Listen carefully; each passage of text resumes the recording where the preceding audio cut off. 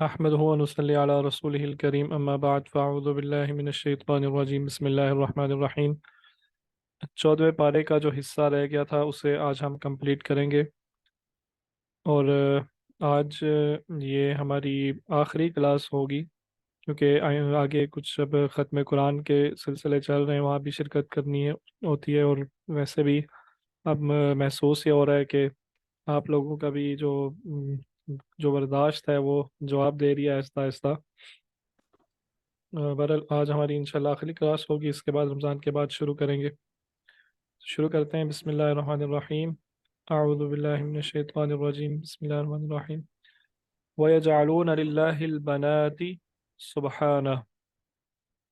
مشرکین کے بارے میں یہ بات کہی جا رہی ہے کہ یہ لوگ اللہ تعالیٰ کی بیٹیاں بناتے ہیں، یہ کہتے ہیں کہ اللہ تعالیٰ کی بیٹیاں ہیں۔ یہ مشرکین مکہ کہا کرتے تھے، ان کا یہ عقیدہ تھا کہ یہ جو فرشتے ہیں یہ اللہ کی بیٹیاں ہیں۔ ملائکہ یعنی ملائکہ جو ہے یہ مؤنث ہے، اس لیے بیٹیاں بولتے ہیں، بیٹے نہیں بولتے، تو یہ بیٹیاں کہا کرتے تھے، فرشتوں کو اللہ کی بیٹیاں کہا کرتے تھے۔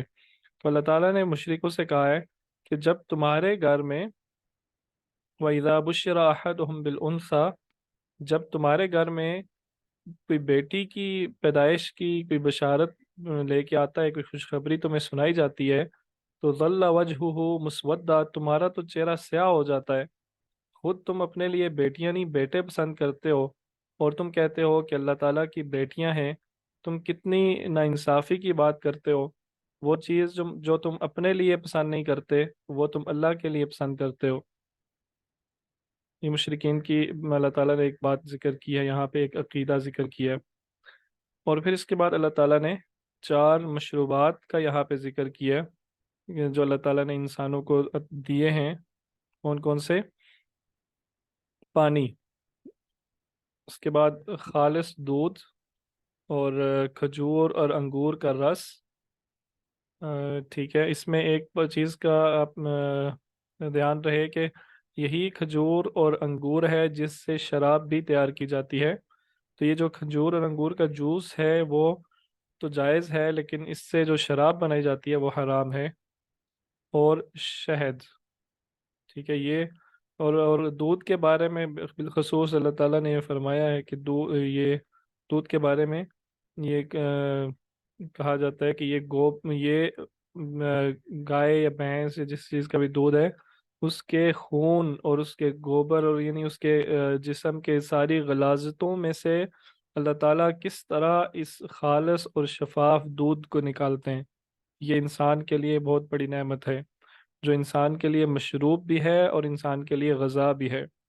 اور پھر یہ شہد شہد کی جو مکھی جو ہوتی ہے، اس سے جو پیدا ہونے والا لیکوڈ ہے شہد، یہ بھی اللہ تعالیٰ نے اپنی نعمتوں میں اسے گنا ہے، قرآن کریم میں اس کا ذکر آیا ہے۔ اس کے بعد اللہ تعالیٰ نے یہ فرمایا ہے، جہاں پہ آپ لوگ جانتے ہیں کہ اولاد کو فتنہ کہا گیا ہے بہت سی جگہوں پہ، یعنی فتنہ سے مراد کیا ہوتی ہے؟ آزمائش، کہ تمہاری اولاد تمہارے لیے آزمائش ہیں، تو وہاں پہ اولاد کو اللہ تعالیٰ کی نعمت بھی کہا گیا ہے۔ واللہ جعل لکم من انفسکم ازواجا، اللہ تعالیٰ نے تمہارے لیے تمہیں میں سے جوڑے بنائے، یعنی عورتوں کو شوہر دیے اور مردوں کو بیویاں دیں۔ وجعل لکم من ازواجکم بنینا، اور تمہارے ان جوڑوں میں سے پھر اللہ تعالیٰ نے تمہارے لیے بیٹے پیدا کیے، وحفدتاً، اور پوتے پیدا کیے، وَرَزَقَكُم مِّنَ الطَّيِّبَاتِ، اور تمہیں پاکیزہ چیزیں کھانے کے لیے دیں۔ تو گویا یہ اللہ تعالیٰ بیوی یا شوہر کو اور بیٹے اور بیٹوں کو اور پوتوں کو یہ اللہ تعالیٰ اپنی نعمت اور اپنا فضل قرار دے رہے ہیں کہ یہ اللہ تعالیٰ کی نعمتیں۔ اس کے علاوہ اللہ تعالیٰ کی کچھ اور نعمتوں کا ذکر ہے، اور کن کن نعمتوں کا ذکر ہے؟ نعمتوں کا اور اللہ تعالیٰ کی قدرت کا، اللہ تعالیٰ کس کس چیز پر قادر ہے، ان چیزوں کا ذکر یہاں پہ کچھ کیا جا رہا ہے کچھ آیات میں۔ وہ کیا کیا چیزیں ہیں؟ اللہ تعالیٰ زمین اور آسمان کے سب رازوں کو جاننے والا ہے۔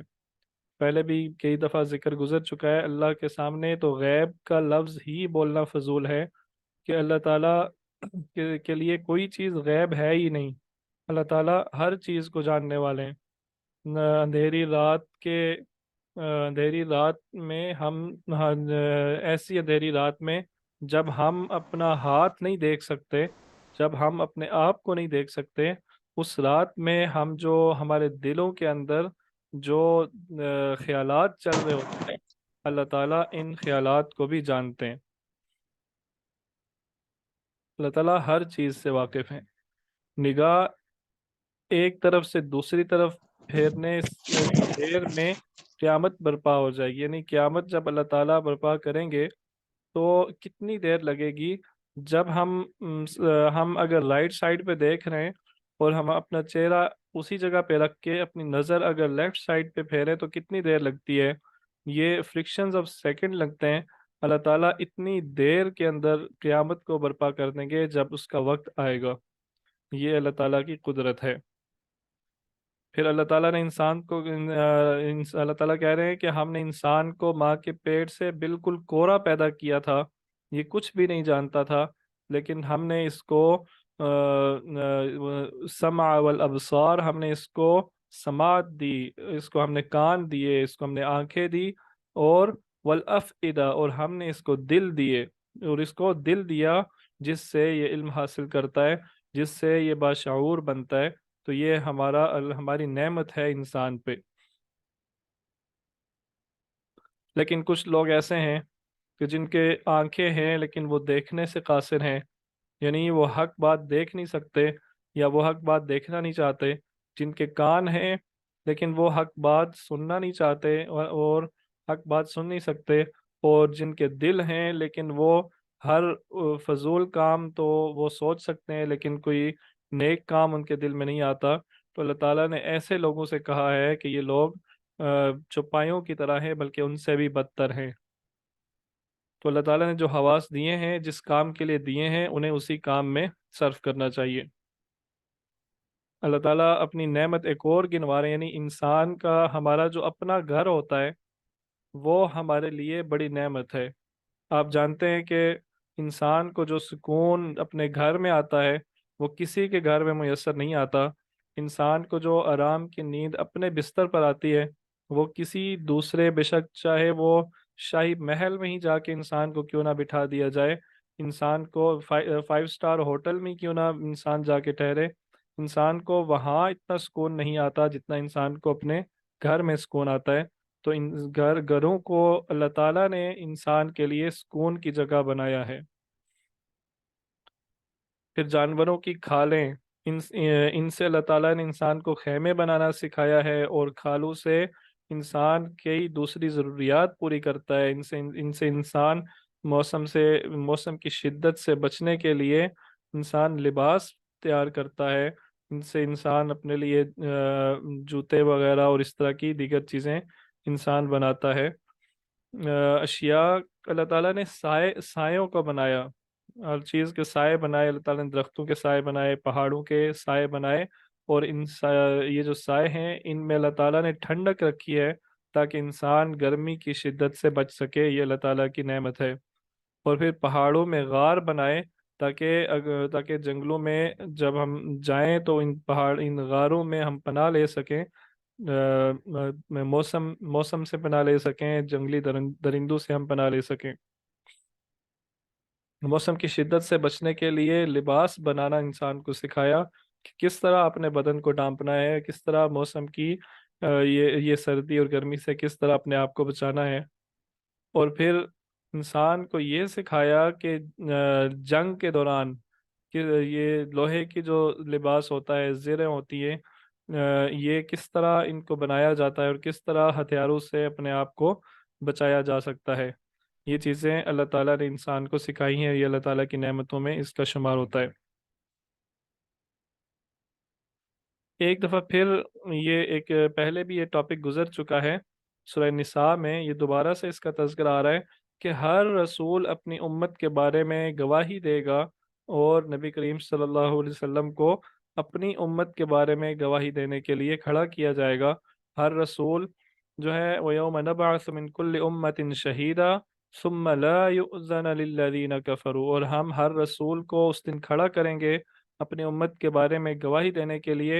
وہ کہے گا کہ اللہ، ہر رسول جو ہے وہ اللہ تعالیٰ سے یہ کہیں گے کہ اللہ، ہم نے تیری دعوت کو، ہم نے تیرا میسج جو تھا وہ ان لوگوں تک پہنچا دیا تھا، اگر اس کے بعد انہوں نے نہیں مانا تو اللہ انہی سے پوچھ کہ یہ کیوں نہیں، انہوں نے اس میسج کو کیوں نہیں قبول کیا، کیوں اس کو نہیں مانا۔ تو پھر کیا ہوگا کہ ان کی امتوں کو لا یؤذن للذین کفروا، ان کو بولنے کا موقع بھی نہیں دیا جائے گا، ان کو صفائی پیش کرنے کا موقع بھی نہیں دیا جائے گا، ولا ہم یستعتبون، اور نہ ان سے عذاب کو ٹالا جائے گا کسی صورت، ایسا نہیں ہو سکتا۔ ہم جنہیں اللہ کے سوا پکارتے ہیں وہ قیامت کے دن ہم سے برات کا اظہار کریں گے کہ ہم ان لوگوں کو نہیں جانتے، یہ جو لوگ ہمیں پکارتے رہے ہیں، ہم ان لوگ، یہ دیکھیے، آپ دیکھیے کہ اللہ تعالیٰ نے یہاں پکارنے کا لفظ استعمال کیا ہے۔ یوم ندعو، یہ آیت میں نکالتا ہوں، آیت نمبر 86 ہے۔ یہ بہت امپارٹنٹ چیز ہے سمجھنے کے لیے۔ ہاں، وَإِذَا رَأَى الَّذِينَ أَشْرَكُوا، اور تم دیکھو اس وقت جب یہ جن نے شرک کیا، شرکاءہم، جنہوں نے ان لوگوں کو، غیر اللہ یعنی انسانوں کو، جنات کو، پتھروں کو، درختوں کو، لکڑی کو، سورج کو، جن کے اپنے لیے خدا کے ساتھ شریک کیا جنہوں نے، یہ جب ان لوگوں کو یہ جب ان کو دیکھیں گے قیامت کے دن، یہ جب اپنے شریکوں کو دیکھیں گے، کچھ لوگ اولیاء اللہ کو خدا کا درجہ دے دیتے ہیں، کچھ لوگ انسانوں کو، کچھ لوگ جنات کو، کچھ لوگ فرشتوں کو، یعنی اللہ تعالیٰ کے ساتھ شریک کرنا شروع کر دیتے ہیں۔ تو قالو، یہ لوگ ان سے کہیں گے، ربنا ہؤلاء شرکاؤنا الذین کنا ندعو من دونک، اے اللہ یہ ہیں ہمارے وہ شریک جن کو ہم تیرے سوا، یعنی الٹا انہیں الزام دے رہے ہیں، یعنی الٹا اللہ کے اولیاء کو الزام دے رہے ہیں، الٹا رسولوں کو الزام دے رہے ہیں، اللہ ہم تیرے سوا، ہم تیرے ساتھ ان لوگوں کو شریک کیا کرتے تھے۔ اب حالت دیکھیے، شرک خود کرتے تھے لیکن لیکن اللہ تعالیٰ سے کیا کہہ رہے ہیں، اللہ ہم ان کو شریک کیا کرتے تھے، یعنی انہیں مورد الزام ٹھہرا رہے ہیں۔ تو ایک اور بات جو یہاں سمجھنے کی ہے، کننا ندعو من دونک، یہ نہیں کہا کننا نعبد من دونک، ہم ان کی عبادت کرتے تھے، بلکہ کہا یہ ہے کہ ہم انہیں پکارتے تھے۔ تو اس سے یہ پتہ چلتا ہے کہ پکارنا بھی، کسی بندے کو مدد کے لیے پکارنا، اللہ کے علاوہ کسی اور کو مدد کے لیے پکارنا، یہ بھی گویا اللہ کی عبادت میں کسی کو شریک کرنا ہے۔ دعا عین عبادت ہے، بلکہ نبی کریم صلی اللہ علیہ وسلم نے فرمایا کہ الدعاء مخ العبادہ، دعا جو ہے وہ عبادات کا مغز ہے، ٹھیک ہے، عبادات کا نچوڑ ہے۔ تو کسی کو پکارنا، اللہ کے علاوہ کسی کو بھی مدد کے لیے پکارنا، یہ جائز نہیں ہے، یہ بھی شرک میں آتا ہے، ٹھیک ہے۔ تو یہاں پہ یہ صاف لکھا ہوا ہے کہ یہ جو شرک کرنے والے لوگ ہیں، یہ اپنے ان لوگوں کو جن کو یہ شریک کیا کرتے تھے، ان کو دیکھ کے کہیں گے کہ اللہ، ہم ان لوگوں کو پکارا کرتے تھے تجھے چھوڑ کے۔ تو اس سے صاف پتہ چلتا ہے کہ پکارنا جو ہے یہ شرک میں آتا ہے، یہ عبادت میں آتا ہے، پکارنا عبادت میں آتا ہے۔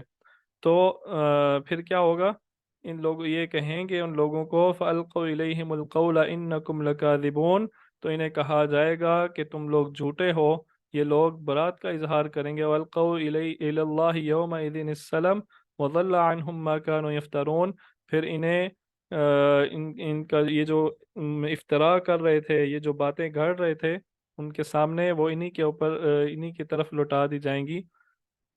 تو یہ اس دن شرکا لوگ اپنے جو شریک بنائیں گے، وہ اس طرح برات کا اظہار کریں گے ان لوگوں سے، اپنے پیروکاروں سے۔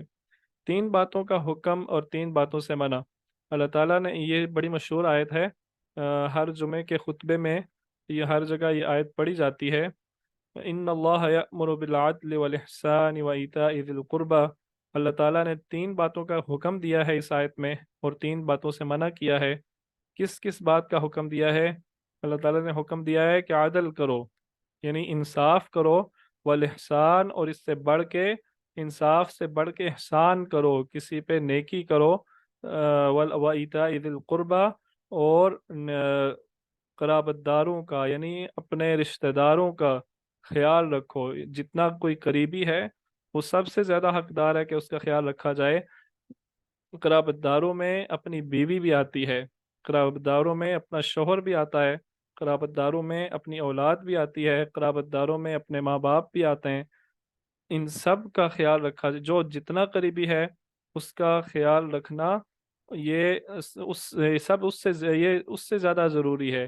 نبی کریم صلی اللہ علیہ وسلم نے فرمایا کہ خیرکم خیرکم لأہلی لأہلہ وأنا خیرکم لأہلی، تم میں سے بہتر وہ ہے جو اپنے اہل و عیال کے لیے، اپنے گھر والوں کے لیے، اپنے بیوی بچوں کے لیے، اپنے ماں باپ کے لیے اچھا ہے۔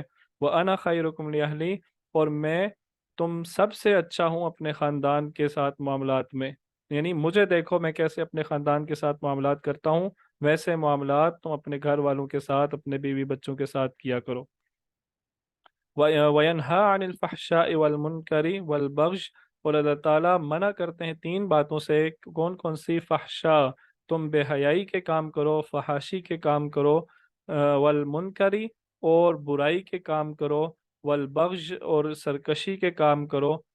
یعظکم، اللہ تعالیٰ تمہیں یہ نصیحت کرتا ہے، لعلکم تذکرون، امید ہے کہ تم اسے یاد رکھو گے، امید ہے کہ تم اس نصیحت کو یاد رکھو گے۔ یہ بہت ہی اہم آیت ہے، اس کو ہمیں چاہیے کہ ہم اسے یاد کریں، اس کے معنی کے ساتھ یاد کریں، اور اس کا پاس رکھیں، پھر ان باتوں کا، ان 6 باتوں کا پاس رکھیں۔ اس کے بعد ہمیں یہ حکم دیا گیا ہے کہ ہم اپنے عہد جو ہیں، ہم جب بھی کسی سے کوئی وعدہ کریں تو اسے پورا کریں، چاہے کچھ بھی ہو جائے، وعدے کو ہر صورت پورا کیا جائے۔ وَأَوْفُوا بِعَهْدِ اللَّهِ إِذَا عَاهَدتُّمْ، اور یہ صرف اللہ کے ساتھ وعدے کا ذکر نہیں، بلکہ ان آیات میں اور بھی کسی بھی وعدے کا ذکر ہے، چاہے وہ کسی دشمن قوم سے ہی کیوں نہ کر لیا جائے۔ جب کوئی کسی دشمن قوم سے معاہدہ کر لیا جائے تو ہر صورت اس کا پاس کیا جائے، چاہے اس میں ہمیں نقصان ہی کیوں نہ ہو۔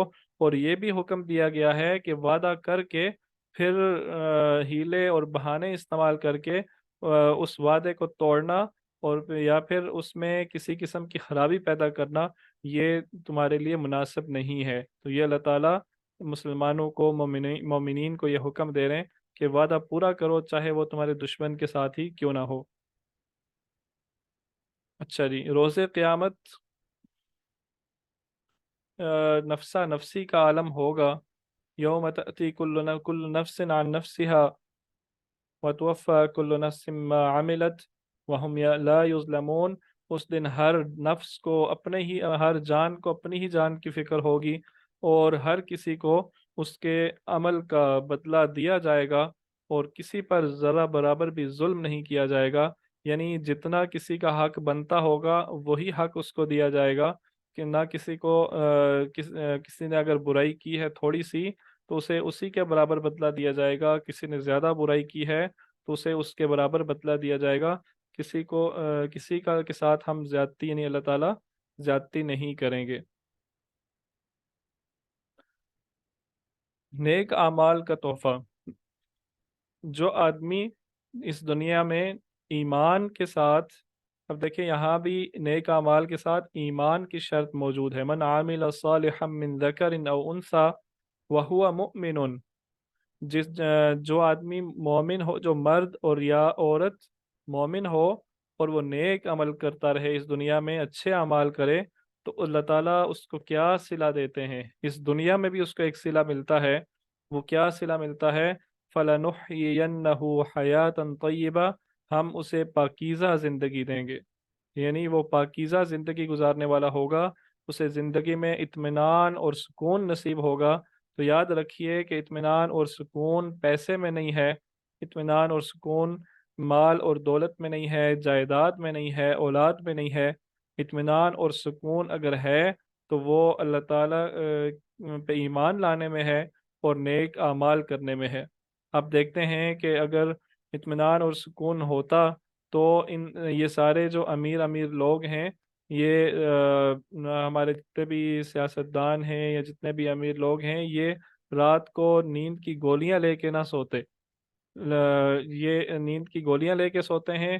اور ایک مزدور جو ہے، اگر وہ مومن ہے، اچھے کام کرتا ہے، یعنی اللہ تعالیٰ کے احکامات کے مطابق اپنی زندگی گزارتا ہے، تو دن کو مزدوری کرتا ہے اور رات کو بڑے ہی سکون کے ساتھ سو جاتا ہے۔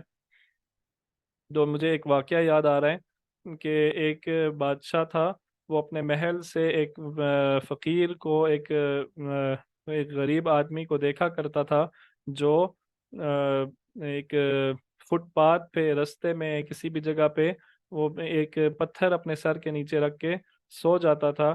تو ایک دفعہ اس بادشاہ نے اس فقیر کو اپنے دربار میں بلایا اور اس سے کہا کہ تمہاری بادشاہت میری بادشاہت اچھی ہے یا تمہاری فقیری اچھی ہے؟ تو اس فقیر نے کہا کہ میری فقیری اچھی ہے تمہاری بادشاہت سے، میں تمہارے بستر پہ سونے سے اپنی اس فقیری کو ترجیح دیتا ہوں۔ تو بادشاہ نے اس سے پوچھا کہ ایسا کیوں ہے؟ تو اس نے کہا کہ جب جب میں جاگ رہا ہوتا ہوں تو میں اللہ کی تسبیح کرتا ہوں اور تم دنیا کے معاملات میں پڑے ہوتے ہو، لہٰذا میری جو جاگنا ہے یہ تمہارے جاگنے سے بہتر ہے۔ اور جب میں سوتا ہوں تو جب ہماری آنکھ لگ جاتی ہے، جب ہم نیند میں چلے جاتے ہیں، چاہے تم بستر پہ سو رہے ہو اور چاہے میں پتھر پہ سر رکھ کے سو رہا ہوں، تو ہم میں سے کسی کو کوئی پتہ نہیں ہوتا کہ کہاں سوئے ہوئے ہیں، لہٰذا نیند ہماری برابر ہے اور ہماری زندگی، ہمارا جو جاگنا ہے وہ میرا تم سے بہتر ہے، لہٰذا میری زندگی تم میں سے سب سے بہتر ہے۔ تو نتیجہ کیا کہ نیک اعمال کا تحفہ جو انسان کو ملتا ہے وہ یہ ملتا ہے کہ اللہ تعالیٰ انسان کو سکون کی زندگی عطا کرتے ہیں، اطمینان کی زندگی عطا کرتے ہیں۔ اور انسان کو اس دنیا کے آزمائشوں سے، چاہے وہ جتنا بھی تنگ ہو، چاہے وہ بے روزگار ہو، اس کے روزگار بہت تھوڑا ہو، آمدنی کم ہو، لیکن اللہ تعالیٰ اسے سکون اور اطمینان نصیب کرتے ہیں۔ یہ اس دنیا کا سب سے بڑا تحفہ ہے جو انسان کو مل جائے۔ اگر یہ تحفہ نہ ملا تو مال اور دولت جو ہے وہ کوئی کام نہیں آ سکتے۔ پھر اللہ تعالیٰ نے یہ حکم دیا ہے کہ قرآن کریم جب بھی قرآن کریم کی تلاوت پڑھنا شروع کرو تو فاستعذ باللہ من الشیطان الرجیم، تو شیطان سے اللہ کی پناہ مانگ لیا کرو۔ کیوں ایسا کہا گیا؟ کیونکہ ہم اللہ تعالیٰ سے یہ قرآن کریم جب ہم پڑھتے ہیں تو ہم اللہ تعالیٰ سے ہدایت کے طلبگار بن کے پڑھتے ہیں، اور جب ہم اللہ تعالیٰ سے ہدایت مانگ رہے ہیں تو ہمیں شیطان کو اپنے سے دور کرنا پڑے گا، کیونکہ شیطان، آپ کو یاد ہے کہ اس نے کہا تھا کہ اللہ میں تیرے بندوں کو تیرے راستے سے بھٹکا کے رہوں گا۔ تو شیطان ہمارے ساتھ ہماری رگوں میں دوڑ رہا ہوتا ہے، تو ہمیں شیطان کو دور کرنا پڑتا ہے، شیطان کو ایک سائیڈ پہ رکھ کے اپنے، چاہے وہ ابلیس والا وہ شیطان ہو یا چاہے ہمارے نفس کا شیطان ہو، اس کو دور کر کے ہمیں قرآن کو پڑھنا چاہیے تاکہ قرآن کی ہدایات جو ہیں وہ ہمیں صحیح طرح سمجھ آ جائیں، تاکہ اس میں شیطان کوئی اپنا وسوسہ ڈالنے کی کوشش نہ کرے۔ اس کے بعد ناسخ اور منسوخ کا تذکرہ ہے یہاں پہ۔ ناسخ اور منسوخ کے حوالے سے بات کی گئی ہے کہ وَإِذَا بَدَّلْنَا آیَةً مَكَانَ آیَةٍ، جب ہم کوئی آیت بدل دیتے ہیں کسی آیت کی جگہ، وَاللَّهُ أَعْلَمُ بِمَا يُنَزِّلُ قَالُوا إِنَّمَا أَنْتَ مُفْتَرٍ، یعنی اس کا خلاصہ یہ ہے کہ اللہ تعالیٰ نے بعض احکامات نازل کیے اور پھر کچھ عرصے بعد دوسرے احکامات ایسے نازل کیے جو پہلے احکامات کو، پہلی آیات کے حکم کو منسوخ کرنے والے تھے۔ تو میں اس کی آپ کو ایک مثال دیتا ہوں۔ مثال کے طور پہ اللہ تعالیٰ نے شراب جو حرام کی ہے وہ 3 درجوں میں حرام کی ہے۔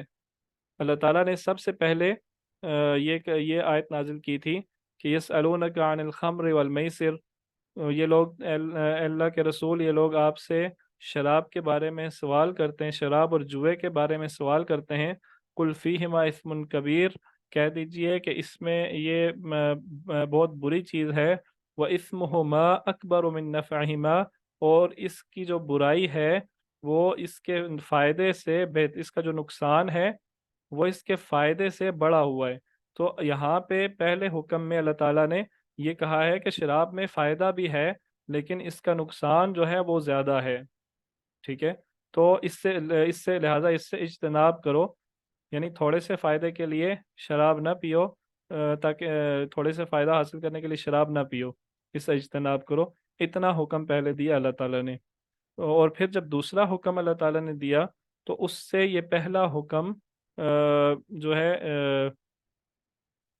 اس پہ تھوڑی سی مزید پابندی لگا دی۔